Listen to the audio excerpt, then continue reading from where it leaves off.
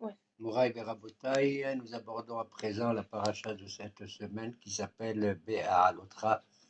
Lorsque tu élèveras les lumières, nous avons quitté, non pas abandonné Haga Shavuot, la fête de Shavuot avec le don de la Torah, mais on doit être heureux même si on n'a pas vraiment fait cette fête. Je vais vous dire qu'on n'a pas fait vraiment comme il convient la fête de Shavuot. Pourquoi? Parce que ce qui est central dans cette fête, selon la Torah, étant donné qu'elle porte le nom de Hagab Bikurim, la fête des prémices, Nachon, et c'était la période à l'époque en Eretz Israël, lorsqu'il y avait le Beth Amikdash, lorsque quelqu'un y voyait dans son jardin la première figue qui a poussé, il l'attache, il la prépare, et ainsi de suite pour un certain nombre de fruits. Pas tous les fruits, mais uniquement Aperot Shinishtabha Bahem Eretz Israël. Les fruits qui indiquaient la grandeur, la louange du pays d'Israël par excellence, à savoir Eretz Hita Usora, le blé et l'orge, Tena Gefen Verimon, la figue, le raisin et la grenade, Eretz Shemen Udvash, le pays où pousse l'olive qui donne la bonne huile, Udvash et le miel. Pas le miel des abeilles, mais le miel des dattes. C'était des tmarim. Donc c'était uniquement ces 7 fruits-là que chaque propriétaire, s'il avait l'un de ces fruits, il les mettait dans un panier. Les riches, ils mettaient ça dans un panier très célèbre, en or ou en argent, et les pauvres, dans quoi? Un panier en or, comment on appelle ça? Oseille, en tissu, hein? En cache, en paille. Et ils allaient, ils préparaient tout cela merveilleusement. Ils pouvaient même ajouter, d'après certains hachamim, d'autres fruits pour faire beau. Et ils pouvaient ajouter même torvegoza, c'est-à-dire une tourterelle ou bien un pigeon, nachon, qui vont soit offrir aux Kohanim, soit ils vont faire comme si tu veux un korban, ils vont les manger eux-mêmes avec leurs copains. Et chacun de son village, il sortait et faisait une procession très très belle, où il y avait tous les gens qui les accompagnaient, les amis et tout. Il y avait un shor, un taureau qui était devant, il avait une couronne sur la tête, le shor, nachon, une couronne avec des belles fleurs, etc. Il y en a qui disent même une couronne en or. Le halil, il y avait une flûte, et c'était une fête agréable, merveilleuse, qui montrait comment on doit remercier Akadosh Baruch Hu pour ce qu'il nous a donné les fruits. Parce que quand on dit, par exemple, Bepesah nidonim na'alat boa, à Pessah, Dieu y juge le monde sur la récolte. La récolte de quoi? Du blé, de l'orge, etc., de l'avoine, du seigle et de l'épeautre. Aval Beshavuot nidonim ala ilan, donc c'est les fruits. Ce que je dis par là, alors on se rendait là-bas au Beth Amikdash, et chacun, il remettait son panier avec les fruits au Kohen, il faisait la tenoufa et prenait en bas des mains de celui qui offrait, il faisait une tenoufa en haut à droite, comme le loulav, pour ainsi dire, regarde, avec des fruits, comment on peut remercier Akadosh Baruch Hu. C'est pas grand-chose. On n'a pas demandé à un riche de mettre tout son or comme ça et de faire tout ça qu'avec des fruits, comme c'est merveilleux. On posait le panier et l'homme, il devait réciter un passage uniquement en hébreu. Uniquement. Il y a beaucoup de choses qu'on peut faire en français, par nous les Français. Si on ne connaît pas l'hébreu, on ne comprend pas. Comme je l'avais déjà dit, on peut dire en français le Kriyat Shema, on peut dire en français la Hamida, on peut dire en français même le Birkat Amazon, pour ceux qui ne comprennent pas du tout ce qu'ils disent. Nous, Baruch Hashem, on a appris depuis qu'on était un peu jeune le Lashon HaKodesh, la langue sainte, et on récite bien sûr en hébreu. Il y a certaines choses qu'on ne peut pas faire dans la langue maternelle, qu'on les fait en hébreu, même si on ne comprend pas. C'est quand, par exemple, Hagabikurim, qu'on offre les prémices. Quand on offre les prémices, à ce moment-là, il y a écrit là-bas dans la Torah, Ve'anita ve'amarta. À chaque fois qu'il y a écrit Ve'anita, Vata'an, Va'ya'an, c'est obligatoire qu'on le fait à voix haute et puis dans la langue en hébreu.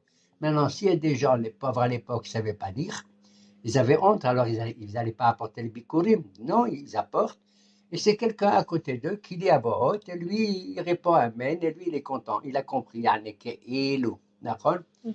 Donc, Voilà pourquoi je dis, non pas avec une grande tristesse, mais avec un manque quand même. Depuis que le Beth Amikdash n'existe pas, on ne peut pas faire le Hag HaBikurim. Cette fête de Shavuot s'appelle, dans la Torah, ça s'appelle Bikurim, Nachon. Mais, mais qu'est-ce que tu veux que je te dise?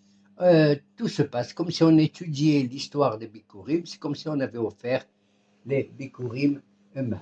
D'ailleurs, ceci va rejoindre aussi, par exemple, Hachem, il a dit à chacun d'entre nous, vous allez recevoir les Tariag Mitzvot, les 613 commandements. Dis-moi, est-ce que vraiment on les fait? Est-ce que moi j'ai fait dans ma vie 613? C'est pas vrai. Parce que parmi les 613, qu'est-ce qu'il y a? Il y a des mitzvot que c'est que pour les Kohanim. Il y a des mitzvot que c'est que pour les Lévi'im. Nachon, un Lévi, il rentre en service, il garde le Beth Amikdash ou bien il se met à faire la musique, le Hallel et tout, à partir de l'âge de 30 ans jusqu'à 50 ans.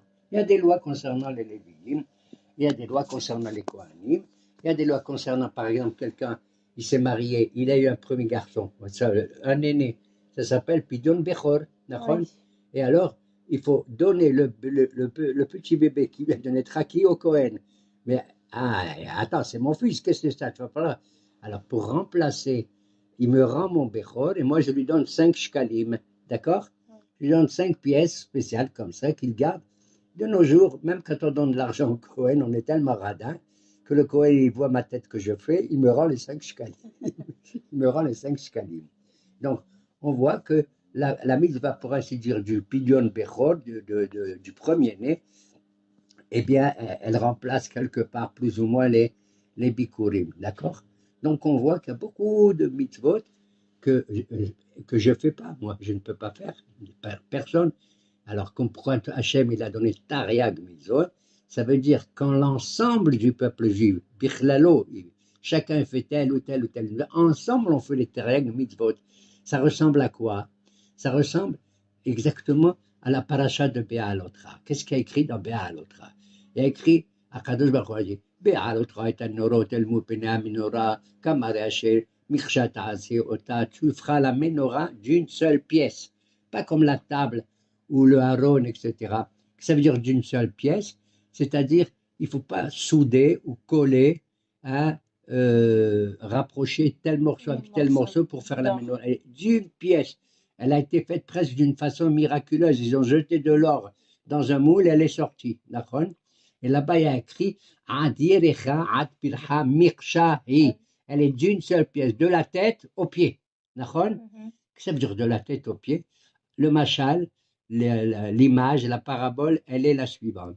Ça veut dire que les Tareg Mitzvot qu'Hachem nous a donnés, c'est comme si je les faisais, étant donné qu'il y a 248 mitzvot assez par rapport aux 248 Evarim que j'ai, les membres qu'on a dans un corps, et les 365 mitzvot lota assez négatifs, c'est par rapport aux 365 ner guidim que nous avons. D'accord?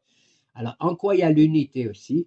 L'unité du peuple juif dans son ensemble fait les Tarek Mitzvot, même si moi je n'en fais qu'une partie, ou même si par exemple les femmes, elles en font aussi qu'une partie particulière, d'accord? De la tête aux pieds. Ça veut dire que dans un corps humain, bien sûr la tête, elle a un rôle important, le cœur aussi, le foie aussi. Mais je vais te dire, même la main, elle a un rôle important, presque comme la tête. Parce que sans la main, je ne peux pas travailler. Je ne peux pas attraper un livre. Je ne peux pas manger. Voilà. Et c'est pareil, le pied. Par exemple, on dit il faut étudier la Torah, aller au collège, aller à la yeshiva. C'est ou aller à la synagogue. Ok. Mais qui c'est qui m'a permis d'aller à la synagogue? C'est le pied. C'est les pieds. C'est la halicha. C'est pour ça que dans la Pirkei Avot, on dit que la halicha en elle-même, c'est une mitzvah. Tu te rends compte? Faire quelques pas ou plusieurs pas, c'est considéré comme une mitzvah de l'imoud de Torah, mamash. Alors, c'est ce que ça veut dire mirchahi, d'une seule pièce. Ça veut dire que quand c'est quelque chose d'une pièce, la tête, elle vaut comme le pied, et le pied, il vaut comme la tête. Tu as compris? Oui. Je vais te donner un exemple. Si par exemple, j'ai mal à la tête, est-ce que je veux faire une piqûre sur la tête? Non. Ou je vais faire la piqûre sur la main, ou sur l'épaule, le bras, d'accord? Et ce qu'on va infuser dans moi, le produit médical qu'on va infuser, il va jouer son rôle, il va aller jusqu'à la tête pour la guérir. D'accord? Et pourquoi je te dis que c'est aussi mixa d'une seule pièce? C'est ça que ressemble l'homme, la menorah à une seule pièce, parce que, par exemple, je suis en train de couper de la viande avec un couteau comme ça très dur, ok? Ouais. Bon, aïe, je me suis fait mal à la main gauche. Est-ce que, dis-moi, la main gauche, elle va se venger, elle va dire, ah, tu m'as fait mal, et elle va blesser la main droite, elle va prendre le couteau pour briller. Est-ce que ça te revient à la tête? Non. Tu t'es blessé à la main gauche, tu vas dire, ah, c'est ma main droite, elle est méchante. Je prends le couteau avec la main gauche et je me blesse la main droite. Tu vas faire ça? Non. Non, tu vas pas faire ça. C'est pareil. Tu reçois des engueulades, un type il te parle mal et tout et tout. Ne réponds pas. C'est quelque chose qui exige vraiment un cœur très fort, très fort, très fort. Ne réponds pas. Il répond pas du tout. النعلبيم بينما علبيم شمعين حربتهم بينما مشبيم عليهم نيمار بوهذا c'est un shemesh bigbourato. Ah, il est dit à ces gens qui savent se retenir, même quand on dit du mal d'eux, eh bien, ils ressemblent au shemesh qui sort et qui brille sans arrêt, sans arrêt, sans arrêt. Nahon. Alors voilà pourquoi Mircea et nos Haramim, ils disent que Moshe Rabbeinu, il a dit, c'est pas facile de faire ça, il faut dire la vérité. Hein? C'est pour ça qu'il y a 4 choses que Moshe, il a eu des difficultés, qui a écrit Mircea pour eux à chaque fois. Et c'est selon les rachetébot du mot Mircea, même Kouf, Shin, He. C'est quoi les 4 choses que Moshe a eu des difficultés, que Dieu est obligé de lui montrer Kamar et Asherera Otra, comme je te montre l'image de la menorah dans le ciel, parce qu'il a écrit à propos de la menorah, Vézé, Maasé à menorah. Et ceci, à chaque fois qu'il a écrit la Torah Vézé, ça veut dire que Dieu il a montré à Moshe. Et ceci, il lui a fait voir une image de la menorah qui est en haut dans le ciel. D'accord? Ça, Mircha, même c'est menorah. Prouf, c'est Kidusha Hodesh. Même, Kajbachol a dit à Moshe, chaque fois qu'il y a la lune qui se renouvelle, vous devez faire Birkat, le Rosh Hodesh, et au bout de 8 jours, pas plus, Birkat Alevada. Parce qu'il s'est passé une chose grave à l'origine de la création. Au début, les deux astres, le soleil et la lune, ils étaient pareils, identiques. Et il s'est passé que la lune, mais quatre guettes. Elle a dit quoi? Deux rois, dans le monde, pas possible. Il a dit, alors, tu vas te diminuer. Et la pauvre lune, elle s'est diminuée. Mais Baruch Hashem, chaque fois, tous les 30 jours, au 15e jour, elle commence à devenir bien pleine, bien grosse, comme une femme qui va devenir enceinte. D'accord? Après, elle diminue. Après, elle remonte. Elle monte, elle descend. Elle monte, elle descend. Elle monte, elle descend. D'ailleurs, nos Chachamim, je ne veux pas allonger la sauce. Ils imaginent que la lune, c'est exactement l'image de la femme. Elle monte, elle descend. Elle monte, elle monte, elle descend à tel point qu'on se pose la question, est-ce qu'une femme, elle est obligée de faire Birkat Elevana ou pas? Il y a des poskim, les gens ils disent oui, il y en a qui disent non, il y en a qui disent elles peuvent assister à la Birkat Elevana, elles entendent le Hazan qui dit Baruch. Sinon, la femme a dit Baruch Hashem Elokeinu melech haolam mechadesh hodashim. C'est tout. Qui renouvelle les mois. Donc, dans Mircha, on a dit même, c'est maintenant la Kouf Chidush HaChodesh. Shin, c'est shekel. Quand Akadosh a dit à Moshe, tu sais, tu vas demander à chacun de donner mahatzit à shekel, un demi-shekel. Moshe, il était quoi? À l'époque, il n'y avait pas des pièces comme maintenant. Maintenant, tu as une pièce de 5 shekels, de 10 shekels, on ne va pas se tromper. On ne va pas prendre pour n'importe qui. Moi, je ne me fais pas avoir. D'accord? Mais à l'époque, il pesait l'argent pour savoir ce qu'il fallait donner. Alors Moshe, et le bon Dieu lui a montré un demi-shekel dans le ciel. C'est incroyable, incroyable. C'est-à-dire de donner ni plus ni moins. Aussi bien le riche que le pauvre, il donne un demi-shekel. Le riche, il a la même valeur que le pauvre, et le pauvre la même valeur que le riche quand on apporte demi-shekel pour faire les corbanotes de l'année ou pour fabriquer les socles qu'il y avait en bas des Hamoudim qui tenaient le Mishkan. Ok? Même pour Chine. Et le He, c'est Hahayot. C'était pareil. Quand Kadosh a dit voilà les animaux que vous ne mangez, ils sont comme ci, comme ça. Et voilà les animaux qu'il ne faut pas manger. Moshe a dit mais quels animaux? Je ne vois pas lesquels. Moi, je connais que des vaches à côté de nous, c'est tout. Hein? Ou des ânes et tout. Alors, il lui a montré Zot Haya.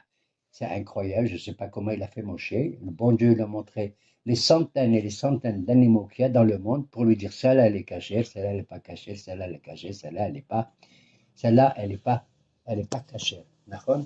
Alors on voit mais pour les chayot kshérot, c'est juste, il y a des critériums. Il y a des critériums, des critères, bien sûr. Il faut qu'elles soient ruminants, Ma'alegera et Mafres Parsa. Bafreset Parsa, et qu'elle a les sabots fendus. Mais Moshe, il voulait connaître.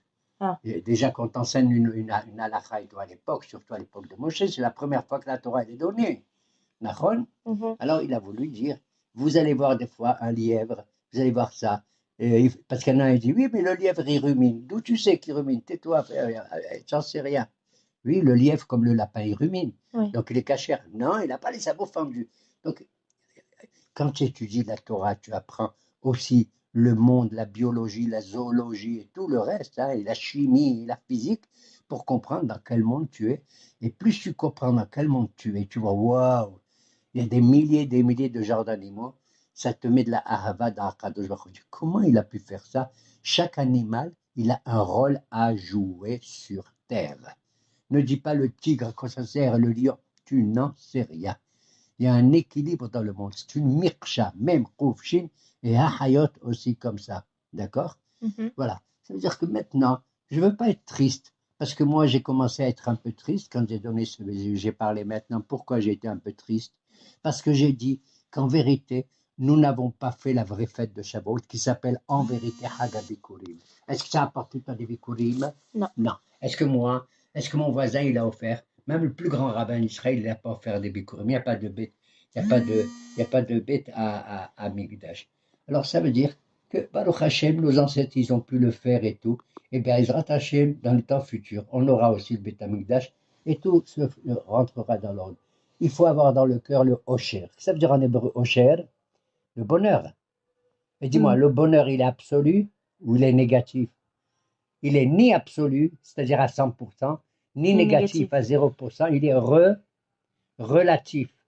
Biyahas, d'accord? C'est ça le vrai Osher. Il est relatif. Il faut savoir se contenter de ce qu'on a en général. איזהו עשיר השמח בחלקו, איזהו חכם הלומד מכל אדם, איזהו גיבור הכובש את יצרו, וכולי. וזהו מכובד המכבד את הבריות. D'accord? C'est-à-dire la relation, le yahas, le relatif, c'est quelque chose de merveilleux. Ne sois pas triste parce que la nuit elle est tombée. Demain, le soleil va se lever, etc. D'accord? Ne sois pas triste parce que tu as des ennuis, tu as des problèmes, ceci. Akadosh Baruch Hu va te sauver, et toi-même, tu vas te sauver par ta ishta, par ta ishta de l'autre. Donc le Osher, c'est le relatif, c'est ça le vrai bonheur. D'ailleurs, je fais un jeu de mots là, je m'amuse comme ça un peu parce qu'il y a Osher et il y a le Yosher et il y a le Osher. Le Yosher, c'est la droiture. Le Osher, c'est la richesse. D'accord? Le Posher, qu'est-ce que c'est que le Posher? C'est de l'eau qui n'est ni brûlante ni froide. C'est moyen. Maïm Poshrim. D'accord? C'est le milieu.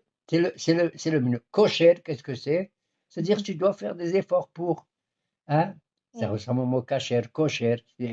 C'est adapté comme il convient. Il faut, comme dit le Rambam, pour avoir le bonheur, être dans le Shvil Azahab, le chemin du milieu qui est le chemin en or. Pas être schizoni, ni trop à droite, ni trop à gauche. Voilà pourquoi le Osher et tout ce que je viens de dire, Posher, Kosher, Gosher, même aussi c'est un pont qui rattache ça à ça, eh bien, c'est la vraie définition du bonheur et de l'existence. Quel est le mot qui me prouve que j'ai raison? Nachon, parce que moi j'ai toujours raison. Nachon, toujours. Ben, c'est le relatif en hébreu Asher. Quand tu fais une bracha, je l'ai dit 1000 fois, je le répète, je m'en fous.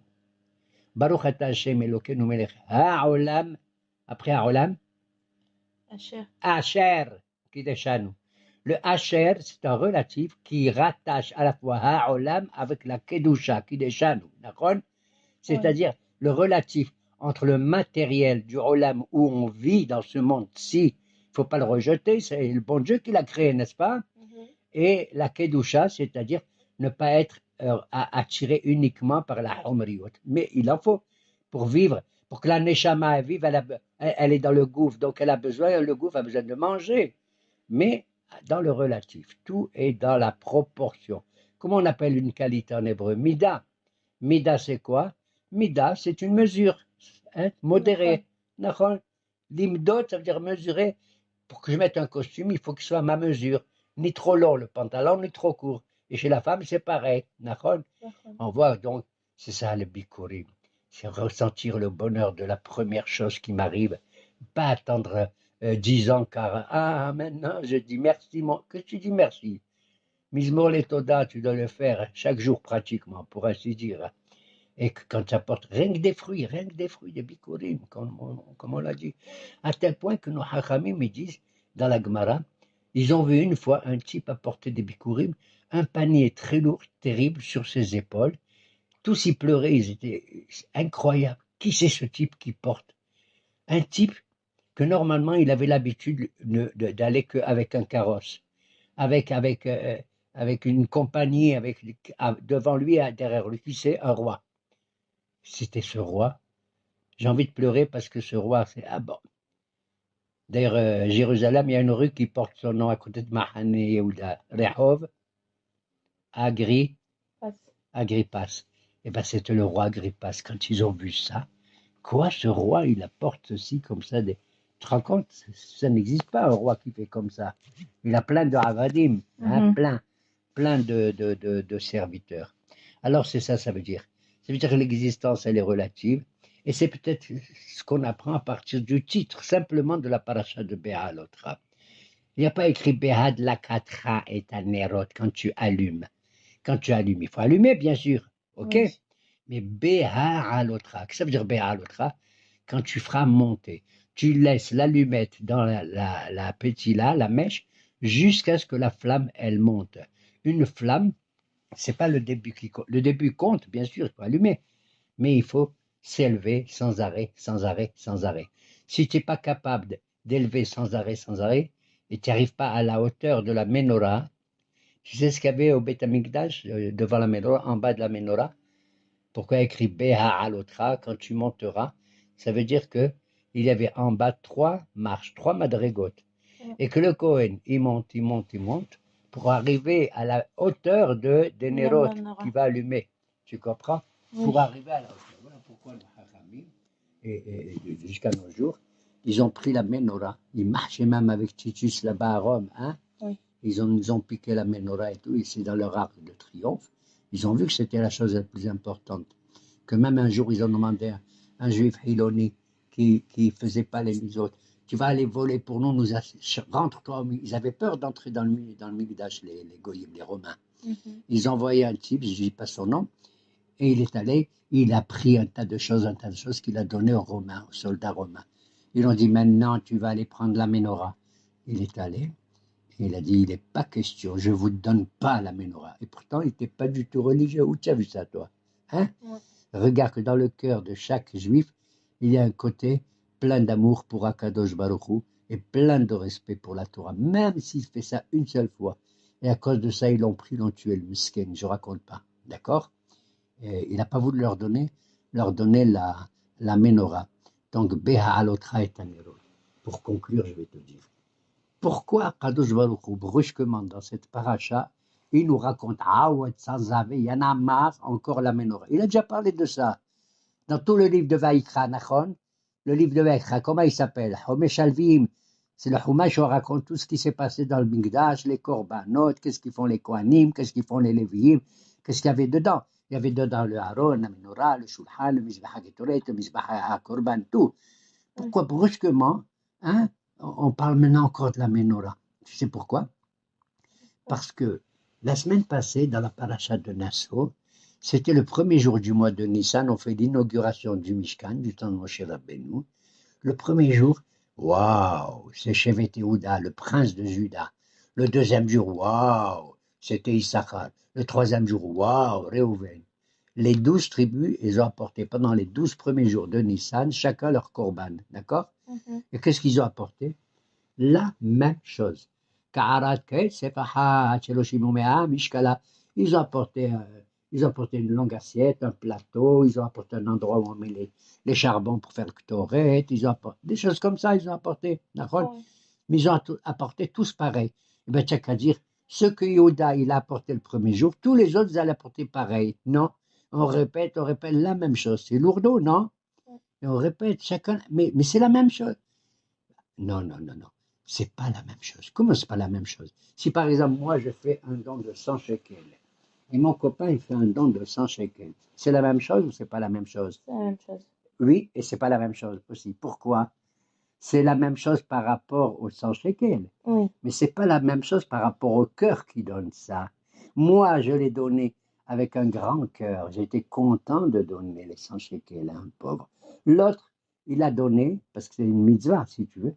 Il n'avait pas le même cœur. Il dit, oh purée, comment je vais faire? Bah, je suis obligé de lui donner. Tu comprends? Donc tu vois que 100 shekels, ça n'a pas la même valeur. Ça dépend du cœur Qui le donne. qui donne cette chose-là comme ça. Alors quand, dans la paracha de Nassau, Aaron y voit que tous les princes, c'est déjà important, Nachon, hein, Nachon, Ben Aminadav, Eliav, Ben Helron, ils apportent. Pendant 2 jours, qu'est-ce qu'il fait Aaron? Il est là, il regarde. Et il se dit, moi à sa place, je lui donne raison là, le pauvre. Il dit, je comprends pas. Maintenant, c'est moi le Kohen Gadol ou c'est pas moi? Maintenant, c'est l'inauguration ou pas? C'est l'inauguration. Et qu'est-ce que je vois que le bon Dieu, il dit au prince de venir apporter. Et ils font tous un tralala, d'accord? Presque, j'en sais rien, ils vont sonner des trompettes que Moshe il avait et tout et tout. Alors il était un peu, pas triste, mais je sais pas, le bon Dieu l'a senti qu'Aaron, il était un peu, pas vexé, mais enfin de côté. Alors il lui a dit, Aaron, arrête, pourquoi tu fais la tête? Ne fais pas la tête, c'est toi le Kohen Gadol. Toi, ce que je vais te donner, une mitzvah que personne il aura à faire. Ni le prince de Juda, ni le prince de Chicago, ni le prince de Miami, ni de Honolulu. D'accord? C'est quoi? Be'alotra et Nerot. C'est toi qui vas allumer la menorah. Parce que la menorah, tu veux que je te dise d'un point de vue, et là je conclus, elle était plus importante là où elle se trouvait que même le Aaron à Kodesh. Parce que le Aaron à Kodesh, il était à l'intérieur du Kodesh à Kodashim. Il y avait un parochet, un rideau, personne n'y voyait, personne. Oui. Qu'est-ce qu'il faisait le Aaron? Rien. Une fois par an que le Kohen Gadol il rentre dans le culte de Shakodashim et tout. Et qu'est-ce qui était la chose plus merveilleuse? C'est la Torah, Menorah, Zotia Torah, c'est la science. Et Dieu il a donné la science. Il y a 7 néros. Tu sais qu'il est interdit de nos jours, si tu achètes un chandelier, qu'il y a 7 branches, il faut qu'il y ait au moins 8 ou 6, d'accord? C'est interdit d'après la halakha. Elle avait 7 nérotes. De la tête aux pieds, elle se ressemblait. C'est-à-dire le juif le plus important de la tête aux pieds, même le juif le moins important, c'est Mikshai. Tu as compris? Et pourquoi il y avait 7 nérotes? Mais c'est pour te montrer que le Beth Amikdash d'en bas, il est en relation directe, Asher, avec le Beth Amikdash de là-haut. La Gemara de Halgiga, elle nous dit, il y avait 7 cieux, Shiva Shamayim, lesquels, il y avait le Vilon, le premier, celui qu'on voit, c'est comme un voile, il s'ouvre, ah, c'est le jour, il se ferme, ah, c'est la nuit. Après, il y avait ce qu'on appelle, après le Vilon, il y avait le Rakia, et dans le Rakia, il y avait les 7 étoiles. Shiva Korbelechet. C'est pour ça qu'on fait 7 nérotes dans la menorah. Comment on les appelle? Ismaha Korbelechet. Halam Ketsanash. C'est quoi Halam Ketsanash? Rachetevot.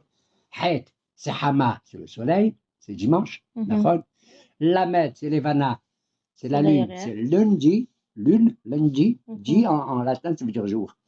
Halam, même, c'est Maadim, c'est Mars. C'est mardi. C'est Mars, c'est mardi. Halamke, Kochav, c'est mercredi. On appelle Kochav, c'est l'étoile qu'on appelle le scribe, le grand sophère de tout le ciel. D'accord? Kochav, c'est mercredi. Tzadik, c'est Tzedek, c'est jeudi. Hein? Jeudi. Noun, Noga, c'est Vénus, donc c'est vendredi. Et Shabtai, Saturne, c'est Shabbat. Voilà pourquoi il y avait que Yerushalayim, elle réunit en elle-même le ciel et la terre, le Beth Amikdash d'en bas avec le Beth Amikdash d'en haut. Donc j'ai dit, il y avait le Vilon, après le Rakia au-dessus avec les 7 astres, d'accord, qu'on appelle Korbelechet. Après le Rakia, il y avait les Shehakim, le ciel, le 3e ciel d'en haut. C'est là-bas où les anges, ils ont des Rehaïm, des meules pour moudre le manne qui tombait dans le désert, que les Juifs y mangeaient, la manne. Ça, c'est chez Hakim. Après, il y avait le Zvoul. Eh bien, le Zvoul, c'est le 4e ciel. C'est là-bas qu'il y avait le Beth Amikdash chez les Ma'ala. Et le Kohen Gadol de là-bas, c'était Michael Sar Israël. D'accord? Après, comment je l'ai appelé, le Zvoul, il y a le Maon. Le Maon, c'est les anges où ils chantent, ils font les prières. ils chantent. D'ailleurs, quand on fait une hatouna, une hatouna, dans le Birkat Amazon, Baruch Shasimha Bim'ono, d'accord? Les anges, ils font leur prière la nuit, et nous on dort. Et quand le jour se lève, ils se taisent et ils nous laissent dire Kadosh, Kadosh, Kadosh, Adonai Tsebaot Melech Haraskeh, Boïdo. C'est nous qu'on chante et qu'on prie le jour, d'accord? Ça, c'est le Mahon. Le sixième ciel, c'est le Mahon. Wow! Le haut, le sixième. Là-bas, il y a la neige, il y a la grêle, il y a tout ce qui est froid. David Amelech n'était pas content. Comment la grêle et la neige se trouvent près du bon Dieu, pour ainsi dire très haut? Il a prié, il a fait descendre le Mahon ici en bas. Voilà pourquoi en hiver on a de la neige, tu as compris? Donc, celui qui veut avoir de la neige, il a qu'à aller en Norvège, comme ma fille qui est partie en Norvège, d'accord, dernièrement. D'ailleurs, on n'appelle pas ça la Norvège, mais la Vorneige, d'accord, pardon. Et donc, ça c'est le sixième. Et le septième ciel, c'est Arabot. Waouh! C'est le ciel agréable, Arab. Et c'est là-bas qu'il y a le Kisei HaKavod, pour ainsi dire, le trône de Akadosh Baruch Hu. Et Ratzon, que Be'alotra, Akadosh Baruch Hu, il nous permet toujours de monter et de monter.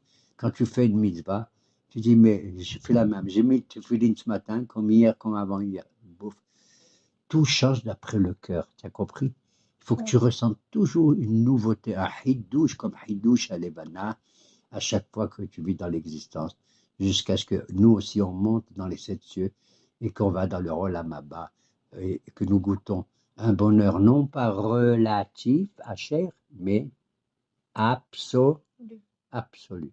Amen. Generaton.